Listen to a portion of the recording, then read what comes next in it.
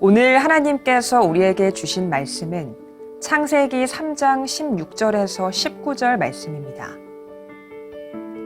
또 여자에게 이르시되 내가 내게 임신하는 고통을 크게 더하리니 내가 수고하고 자식을 낳을 것이며 너는 남편을 원하고 남편은 너를 다스릴 것이니라 하시고 아담에게 이르시되 내가 내 아내의 말을 듣고 내가 내게 먹지 말라 한 나무의 열매를 먹었은즉 땅은 너로 말미암아 저주를 받고 너는 내 평생에 수고하여야 그 소산을 먹으리라. 땅이 내게 가시덤불과 엉겅퀴를 낼 것이라. 내가 먹을 것은 밭의 채소인즉 내가 흙으로 돌아갈 때까지 얼굴에 땀을 흘려야 먹을 것을 먹으리니 내가 그것에서 취함을 입었음이라. 너는 흙이니 흙으로 돌아갈 것이니라 하시니라. 아멘. 하나님은 사랑의 하나님이시기도 하지만 공의의 하나님이십니다. 그러므로 하나님은 어떤 죄에 대하여 모른 채 눈을 감아주시거나 그냥 지나치지 않으십니다. 반드시 그 지은 죄에 대하여 하나님은 심판하시죠. 그래서 오늘은 범죄 그 이후에 하나님께서 아담과 하와에게 내리셨던 그 형벌과 저주에 대해서 생각해 보도록 하겠습니다. 우리가 지난 시간에 생각해 보았던 것처럼 아담과 하와는 하나님의 거듭된 회개의 요청에도 불구하고 하나님께로 돌아오지 않았습니다. 자신들이 지은 죄를 회개하지 않았습니다. 도리어 아담은 하나님과 하와 때문이라고, 하와는 뱀 때문이라며 자신들이 지은 죄에 대한 책임을 전가하였습니다. 그러므로 하나님은 마침내 그들이 지은 죄에 대하여 형벌과 저주를 선언하셨습니다. 그런데 그 형벌과 저주는 당사자인 아담과 하와에게만 해당되는 것이 아니라 언약 관계에 있는 아담의 모든 후손들에게도 해당되는 것이고, 그 형벌과 저주는 그 땅 가운데도 임하였다는 사실입니다. 그러면 이제 그들이 지은 죄로 인해서 주어지는 형벌과 저주가 무엇인지를 좀 더 구체적으로 살펴보도록 하겠습니다. 첫째는 잉태와 해산의 고통입니다. 우리 16절 상반절의 말씀을 함께 읽겠습니다. 다 같이요. 또 여자에게 이르시되 내가 내게 임신하는 고통을 크게 더하리니 네가 수고하고 자식을 낳을 것이며, 하나님은 여자에게 임신하는 고통과 그리고 수고하여 자식을 낳는 고통을 허락하셨습니다. 사실 경험해 보신 분은 아시겠지만 여자가 임신을 하게 되면 갑자기 입맛이 떨어지게 되고 구역질이 나는 입덧을 하게 되죠. 그런데 입덧이 끝난다고 할지라도 임신 내내 여자는 그 몸의 불편함을 겪게 되는 것입니다. 그런데 임신만이 아니라 자녀를 낳을 때는 그보다 더 큰 고통과 아픔을 경험하게 되는 것이죠. 자, 원래 여자가 자녀를 임신하고 자녀를 낳는 것은 여러분 굉장한 축복이지 않습니까? 창세기 1장 28절도 보게 되면 하나님은 생육하고 번성하는 것을 복이라고 말씀을 하셨거든요. 그런데 그들의 범죄로 인하여 임신과 출산이 큰 고통이 되었던 것입니다. 하나님은 여자가 자녀를 임신하고 출산할 때에 어느 정도의 고통을 느낄 수 있도록 지으셨을 것으로 저는 생각을 합니다. 아담과 하와가 에덴 동산을 거닐면서 이렇게 가시에 찔리기도 하게 되면 따가워 하면서 아픔을 느꼈으리라고 저는 믿거든요. 그렇다고 한다면 여자가 자녀를 낳을 때에 여성의 신체적인 구조를 보더라도 어느 정도의 통증은 있도록 하나님이 창조하셨을 것으로 저는 생각을 합니다. 그런데 죄를 짓고 난 이후에 여자는요, 아이를 잉태하고 자식을 낳는 일에 상상할 수 없는 고통과 아픔을 겪게 된 것이죠. 또 지금은 무통주사를 맞고 아이를 출산하기도 하지만 또 예전에는 다 자연분만을 하지 않았습니까? 여러분, 자연분만을 하게 될 때에 그 아기를 낳을 때에 온전한 육체적 통증을 경험하면서 아이를 낳아야만 했던 거죠. 그래서 산모는 아이를 낳으려고 방에 들어갈 때에 자신이 벗어놓은 신발을 다시 한번 쳐다보고 들어간다고 하지 않습니까? 정말 예전에는 그랬어요. 그래서 내가 다시 아이를 낳고 이 신발을 신을 수 있을까? 죽을 수도 있다는 생각 때문에 그런 생각을 늘 하면서 아이를 낳았던 거죠. 해산의 고통은 여인이 경험할 수 있는 최고의 고통이라고 할 수 있겠습니다. 여러분, 맥길 통증 지수라고 하는 게 있어요. 거기 보게 되면 인간이 통증을 느끼는 데는 순위가 있는데요. 그 첫 번째 순위가 뭐냐 그러면 우리 몸의 일부분이 불에 타는 때의 통증이라는 거예요. 우리 몸의 일부분이 불에 탈 때가 가장 큰 통증을 느낀대요. 두 번째로는 손가락이나 발가락 같은 어떤 우리 몸의 한 부분이 잘려나갈 때에 그 고통이 크다는 거죠. 세 번째 고통이 뭔지 알아요? 첫 번째, 자녀를 출산할 때의 고통입니다. 네 번째는요, 둘째 아이를 출산할 때의 고통이에요. 다섯 번째 고통은요, 셋째 아이를 출산할 때의 고통이라는 거예요. 이것을 보게 되면 여인이 느끼는 최고의 고통과 아픔은 임신과 해산의 고통이라고 할 수 있을 것입니다. 자, 두 번째로 땅이 저주를 받았습니다. 자, 우리 17절 상반절의 말씀을 읽겠습니다. 다 같이요. 아담에게 이르시되 내가 내 아내의 말을 듣고 내가 내게 먹지 말라 한 나무의 열매를 먹었은즉 땅은 너로 말미암아 저주를 받고. 여러분, 에덴 동산은요 모든 것이 완벽했습니다. 그런데 뱀의 유혹을 받아서 하나님의 대리 통치자인 인간이 타락을 했습니다. 그런데 그 타락의 결과 어떻게 됐다라고 말하죠? 땅이 저주를 받았다라고 말씀하고 있어요. 근데 누구로 말미암아 땅이 저주를 받았다고 말씀하고 있나요? 땅은 너로 말미암아. 자, 여기서 너는 누구를 말할까요? 여기서 너는 하나님의 언약의 대상이며 하나님의 형상대로 지음을 받은 첫사람 아담을 말하죠. 그런데 첫사람 아담이 범죄함으로 그 땅이 함께 저주를 받았다라고 하는 것입니다. 여러분, 뭐 땅이 잘못했습니까? 뭘 잘못했습니까? 땅이 잘못한 것은 하나도 없습니다.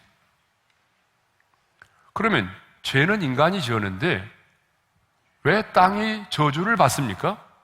그것은 하나님의 대리 통치자인 인간이 죄를 지었기 때문입니다. 하나님은 당신의 형상대로 우리 인간을 지으시고 우리 인간에게 땅에 충만하고 땅을 정복하라고 말씀을 하셨습니다. 그런데 하나님을 대신하여 모든 만물을 주관하고 다스리던 인간이 죄를 짓고 타락을 하게 된 것입니다. 그러므로 땅도 함께 인간과 더불어 타락을, 저주를 받게 된 것이죠. 그런데 여기 저주라고 말할 때에 이 저주라고 하는 히브리어 단어가 아라르라고 하는 말인데요. 이 말의 뜻이 뭐냐 그러면 가까이 오지 못하게 하다, 금지하다, 그런 뜻을 가지고 있어요. 그러므로 땅이 저주를 받았다라고 하는 것은 하나님의 은혜의 손길로부터 멀어지게 되는 것을 말합니다. 자, 이렇게 하나님께서 지으신 땅이 저주를 받아서 하나님의 은혜의 손길로부터 멀어지다 보니까 그 땅이 어떻게 됐을까요? 황폐해질 수밖에 없는 거죠. 예? 땅의 기름짐과 그 땅의 풍요로움이 사라지게 된 것입니다. 그래서 18절을 보게 되면요, 땅이 가시덤불과 엉겅퀴를 내었다라고 말하고 있어요. 우리 18절의 말씀을 읽겠습니다. 다 같이요. 땅이 내게 가시덤불과 엉겅퀴를 낼 것이라. 여러분, 농사를 지어본 분들은 아시겠지만 가시덤불은 농사의 큰 장애물이 됩니다. 또 엉겅퀴는 온몸에 가시가 돋아나 있습니다.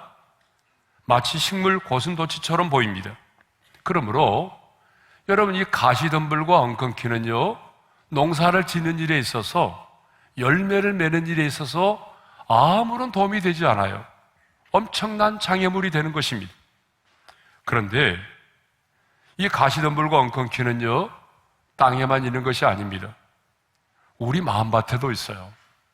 여러분의 삶의 현장에도 보게 되면 이런 가시덤불과 엉겅퀴가 있어요. 그래서 예수님이 씨 뿌리는 비유할 때 말씀하실 때 보면은 어때요? 가시밭에 떨어진 씨가 있다고 그랬잖아요. 예. 우리 안에 이런 가시덤불과 엉겅퀴가 있게 되면 끊임없이 우리를 찌르고 우리의 마음을 상하게 만들고 우리를 하여금 근심과 고통 가운데 머무르게 만드는 거죠. 이렇게 우리의 마음밭에도, 저와 여러분의 삶의 현장에도 이 가시덤불과 엉겅퀴가 있다라고 하는 사실입니다. 이렇게 아담과 하와로 인해서 땅이 저주를 받았습니다. 자, 이것을 보게 되면요, 땅은 그 땅을 밟고 살아가는 인간과 아주 밀접한 관련이 있다는 거예요. 자, 가인이 동생 아벨을 돌로 쳐 죽이지 않았습니까? 그런데 하나님은 가인을 찾아오사 이렇게 말씀을 하셨어요. 우리 함께 읽겠습니다. 내 아우의 핏소리가 땅에서부터 내게 호소하느니라. 여러분, 피라고 하는 것은 소리를 낼 수 있는 게 아니잖아요. 피가 무슨 소리를 냅니까? 그런데 내 아우의 핏소리가 내게 호소하고 있다라고 말씀하고 있어요. 무슨 말입니까? 죄 없이 죽은 아벨의 피가 땅에서부터 의로우신 재판장이신 하나님께 강렬히 호소하고 있다는 거예요. 그리고 하나님은 가인에게 땅에서 저주를 받으리니 땅에서의 저주를 선포하셨습니다. 그러면 하나님이 가인에게 선포하신 그 땅에서의 저주가 뭘까요? 창세기 4장 12절의 말씀을 읽겠습니다. 다 같이요. 내가 밭을 갈아도 땅이 다시는 그 효력을 내게 주지 아니할 것이요 너는 땅에서 피하며 유리하는 자가 되리라. 여러분, 하나님께서 가인에게 땅의 저주를 선포하셨는데 그게 뭐냐 그러면 땅이 다시는 그 효력을 내지 못한다는 거예요. 이 말은 무슨 말입니까? 아무리 인간이 노력을 다해도 땅의 소출에는 한계가 있을 것임을 말씀하신 거예요. 그리고 땅에서 피하며 유리하는 자가 되리라고 하는 이 말씀은 가인이 술에 취해서 중심을 잡지 못하고 비틀거리는 것처럼, 앞을 보지 못하는 소경이 길을 찾지 못해 방황하는 것처럼, 마음의 안식을 얻지 못한 채 불황자처럼 이 땅 저 땅을 유리하는 그런 떠돌이 인생을 살게 될 거라는 거예요. 이게 바로 하나님께서 그 가인에게 내리셨던 땅의 저주입니다. 자, 창세기 6장을 보게 되면 노아의 때에 사람들이 범죄를 했거든요. 그런데 하나님은요, 그 땅을 살아가는 사람들이 범죄를 했는데 하나님은 뭐라고 말씀하시냐면 온 땅이 부패하고 포악함이 땅에 가득하다라고 말씀하고 계세요. 창세기 6장 우리 11절의 말씀을 읽겠습니다. 다 같이요. 그때에 온 땅이 하나님 앞에 부패하여 포악함이 땅에 가득한지라. 그 다음 12절의 말씀을 읽겠어요. 하나님이 보신즉 땅이 부패하였으니. 여러분, 인간이 부패했는데 하나님은 인간과 더불어 땅이 부패했다라고 말하고 있어요. 그 다음 13절에서는 이렇게 말씀하죠. 다 같이요. 내가 그들을 땅과 함께 멸하리라. 인간이 범죄했는데 하나님은 인간만 멸하는 것이 아니라 어때요? 땅과 함께 멸하시겠다고 말씀하세요. 우리가 잘 아는 것처럼 소돔과 고모라 사람들이 타락하고 범죄했는데 하나님은요, 그들이 살고 있는 그 땅을 유황불로 심판하셨어요. 또 반대로 하나님의 사람 이삭이 가는 곳마다 땅을 파게 되면 샘의 근원을 만났어요. 다른 사람들이 땅을 파게 되면 물이 나지 않는데 하나님의 사람 이삭이 땅을 파게 되면 물이 나오는 샘의 근원을 만난 거죠. 또 반면 소돔과 고모라에는 의인 10명이 없어서 심판을 당했던 것입니다.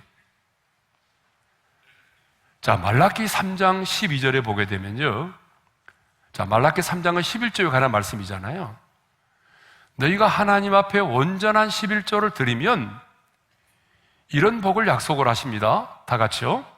너희 땅이 아름다워짐으로 모든 이방인들이 너희를 복되다 하리라. 하나님 앞에 하나님의 주권을 인정하고 온전한 11조를 드리면 너희의 땅이 어떻게 된다고요? 아름다워진다는 거예요. 여러분, 땅이 아름다워진다는 것은 뭘 말할까요? 땅이 기름지고 풍성해진다는 말이겠죠. 그 땅이 너희로 인하여 복을 받게 된다는 것입니다. 자, 이것을 보게 되면 우리가 뭘 알 수 있나요? 그 땅을 밟고 살아가는 인간과 그리고 사람이 밟고 살아가는 그 땅이 뗄래야 뗄 수 없는 공동 운명체임을 알 수가 있습니다. 여러분, 사람과 땅은요, 뗄래야 뗄 수 없는 공동 운명체라는 거예요.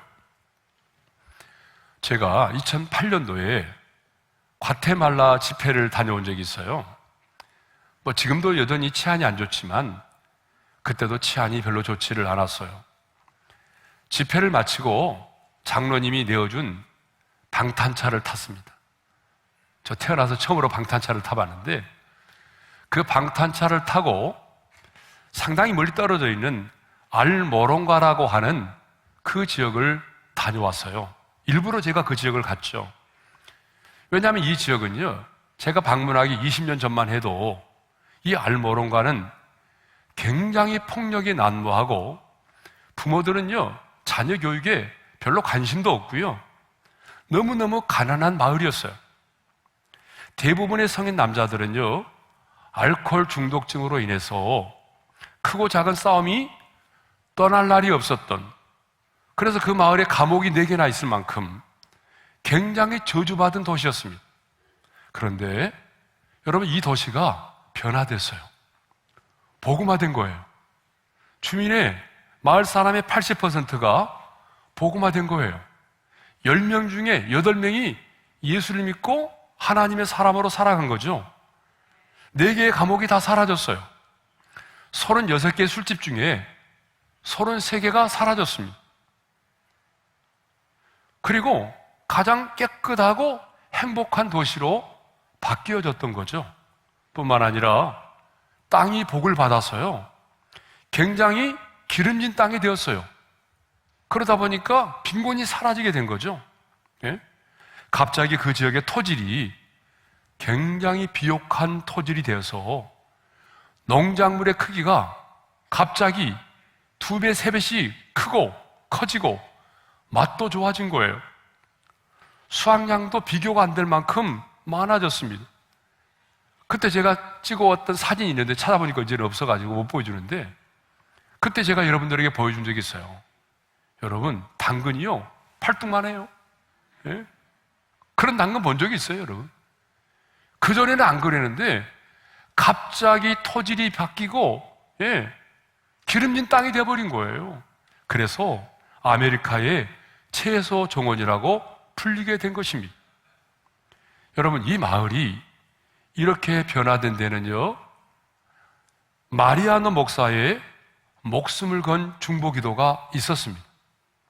이 목사님은 자신의 고향을 더 이상 위험하고 어두운 도시로 남겨둘 수 없다고 생각을 했어요.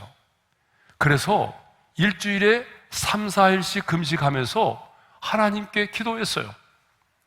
이렇게 일주일에 3, 4일씩 금식하며 기도했더니 어때요? 많은 사람들이 예수를 믿게 되고 인간의 의학으로 나을 수 없는 불치병들이 고침을 받게 되니까 더 많은 사람들이 교회로 나오게 되고 예수를 믿게 됐어요. 예? 이렇게 한 사람의 중보 기도가, 이 목사님의 중보 기도가 이렇게 많은 사람들로 하여금 예수를 믿게 만들고, 이렇게 많은 사람들이 자신들의 죄를 회개하고 어때요?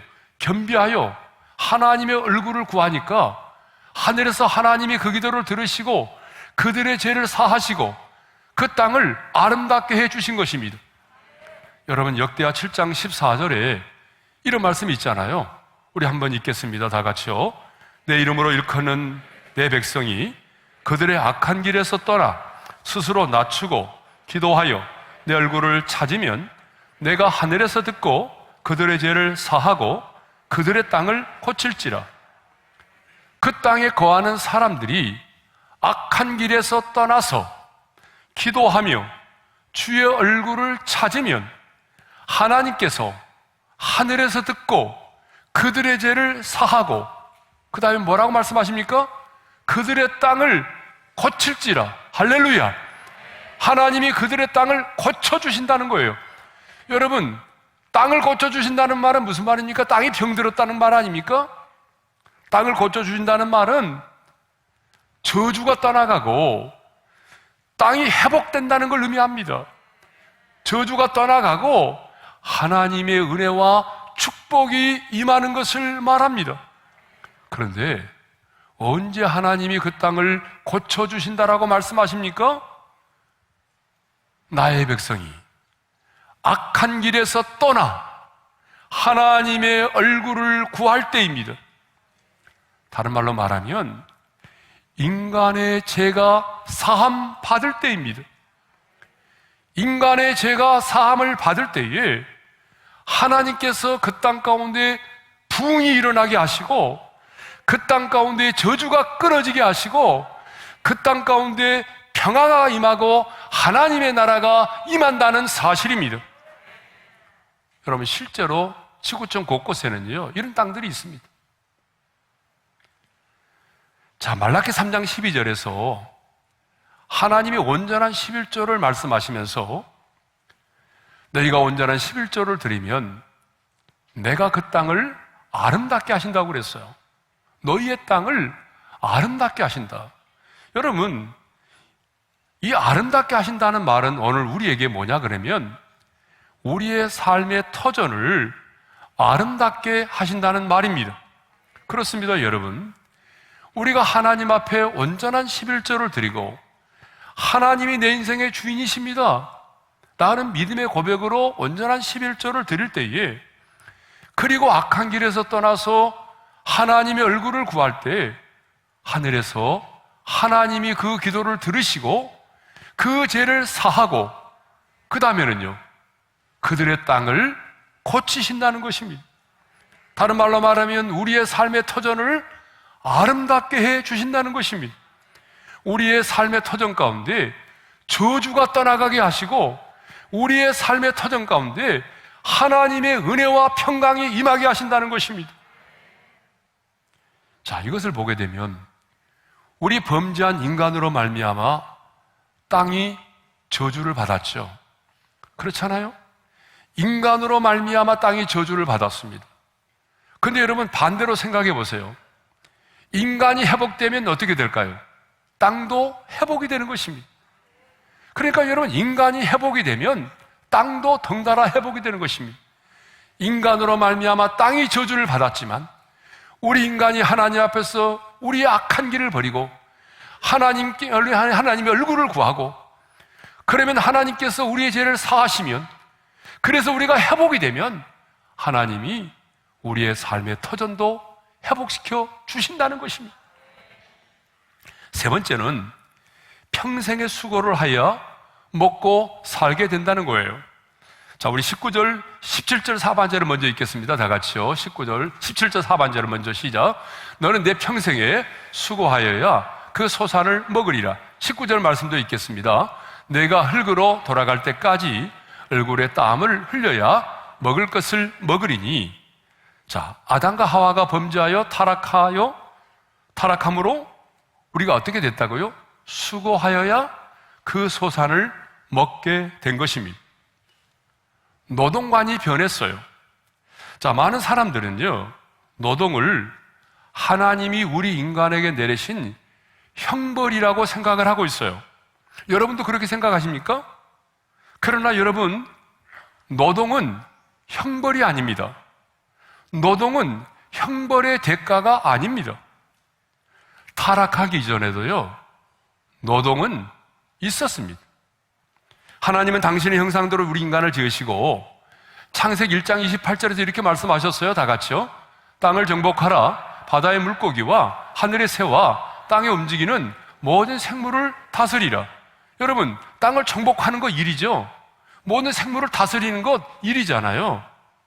하나님은 우리 인간을 지으실 때에 무의도식하는 인간으로 짓지 않았습니다. 일하는 존재로 지으셨습니다. 하나님은 처음부터 우리 인간에게 노동의 소명을 주셨습니다. 창세기 2장 15절을 보게 되면 더 분명해집니다. 창세기 2장 15절의 말씀을 읽겠습니다. 다 같이요. 여호와 하나님이 그 사람을 이끌어 에덴 동산에 두어 그것을 경작하며 지키게 하시고, 하나님이 왜 아담을 지어서 에덴 동산에 두게 하셨는지 이유를 말씀하고 있잖아요. 그 이유가 뭡니까? 경작하며 지키게 하심이라고 말했어요. 경작 일 아닙니까? 지키는 것 일이죠.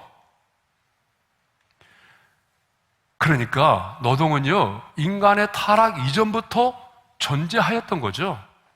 그런데 아담과 하와가 범죄하여 타락함으로 인해서 이 노동관이 변하게 된 것입니다.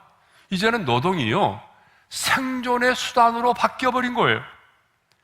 평생에 수고하여야 그 소산을 먹게 되고 얼굴에 땀을 흘려야만이 먹을 것을 먹게 되는 노동이 되어버린 것입니다.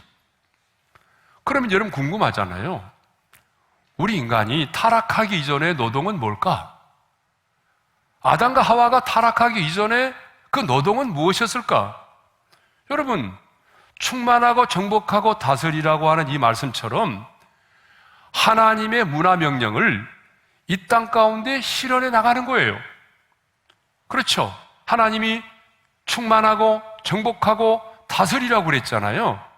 하나님의 문화 명령을 이 땅 가운데 실현하는 것이었어요. 타락하기 이전의 노동은요, 하나님이 창조하신 피조 세계를 더 아름답게 가꾸고 발전시키는 것이었어요. 그러므로 그 일에는요, 너무나 참된 기쁨이 있었던 거예요. 일을 하면 할수록 기쁜 거예요. 아담이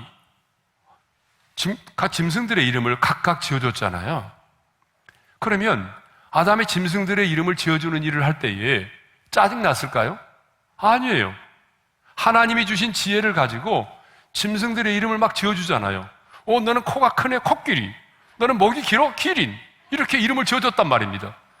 그럴 때 그 이름을 지어줄 때에 아담이요, 얼마나 기뻤을까요? 존재의 의미를 깨닫게 된 거예요. 그러니까 타락하기 전에 우리 인간이 노동을 했는데 그 노동은 하면 할수록 기뻤어요. 하면 할수록 존재의 의미가 더 다가왔어요. 노동은 타락하기 이전부터 존재하였습니다. 하나님은 우리 인간을 일하는 존재로 지으셨습니다. 그러므로 여러분, 일하기를 싫어하는 사람은요, 인간이기를 포기하는 사람입니다. 오늘 우리 중에 일하기 싫어하는 사람이 있어요? 일하기를 싫어하는 사람은 인간이 아니문이다. 인간이 아닙니다, 여러분. 하나님은 우리를 일하는 사람으로 지으셨어요. 노동은 결코 저주가 아니라 축복입니다. 노동은 신성한 것입니다. 그러나 기독교를 제외한 모든 문화권에서는요, 노동에 대해서 매우 부정한 생각을 갖고 있어요. 부정적인 생각들을 하고 있어요. 자, 유교의 영향을 받은 우리나라도 마찬가지입니다. 높은 사람일수록, 많이 배운 사람일수록 어때요? 일은 하지 않고 천한 사람일수록, 배우지 못한 사람일수록 일을 한다라고 하는 이 천박한 생각을 가지고 있다는 거예요. 여러분, 이것은 기독교적인 생각이 아닙니다. 그래서 우리 기독교는 노동을 굉장히 신성하게 여기고 직업에는 귀천이 없다라고 말하는 것이 기독교입니다. 예수님도 내 아버지께서 이제까지 일하시니 나도 일한다라고 말씀하셨어요. 사도 바울도 데살로니가후서 3장 10절에서 이렇게 말합니다. 다 같이요. 누구든지 일하기 싫어하거든 먹지도 말게 하라. 또 하나님은 이스라엘 백성들을 애굽에서 이끌어낸 다음에 출애굽한 이스라엘 백성들에게 이렇게 말씀하십니다. 다 같이요. 너는 엿새 동안에 내 일을 하고 일곱째 날에는 쉬라. 엿새 동안은, 여러분, 엿새 동안은 열심히 땀 흘려 일을 하라는 거예요. 그리고 일이 되는 날에는 쉼을 얻으라는 거예요. 여러분, 뭐가 먼저입니까? 일이 먼저입니다. 그 다음에는 쉼이에요. 그러니까 일은 하지 않고 계속 쉬겠다는 사람은, 여러분, 이건 죄를 지는 겁니다. 하나님의 사람은 열심히 일을 하고 살아야 됩니다. 그리고 또 쉬어야 돼요. 그런데 언제부턴가 땀이 건강한 노동의 상징이 아니라 힘들고 저주스러운 인생의 상징이 되어버렸다는 거예요. 지금도 타락한 인간들은요, 일하는 것을 되게 싫어하죠. 노동을 저주라고 생각해요. 그래서 일을 하되 어쩔 수 없이 먹고 살기 위해서 일을 합니다. 일을 하되 어떻게 하면 내가 좀 더 적게 일을 하고 많은 돈을 벌 수 있을까만 생각합니다.